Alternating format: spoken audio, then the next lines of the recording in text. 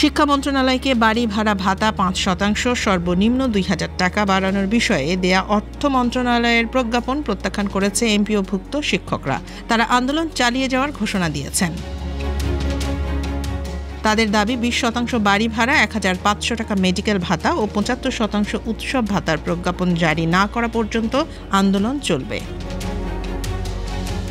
আজ রবিবার অর্থ মন্ত্রণালয়ের আদেশ জারির পরপরই এমপিওভুক্ত শিক্ষা জাতীয়করণ প্রত্যাশী জোটের সদস্য সচিব অধ্যক্ষ দেলোয়ার হোসেন আজিজি তার ফেসবুক পোস্টে এই ঘোষণা দেন।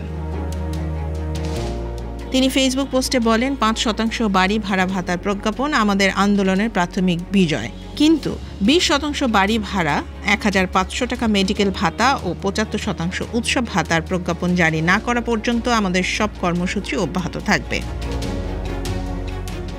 এদিকে পূর্ব ঘোষিত কর্মসূচি হিসেবে আজ রবিবার শিক্ষা ভবন অভিমুখে ভুখা মিছিল করার কথা রয়েছে আন্দোলনরত শিক্ষকদের।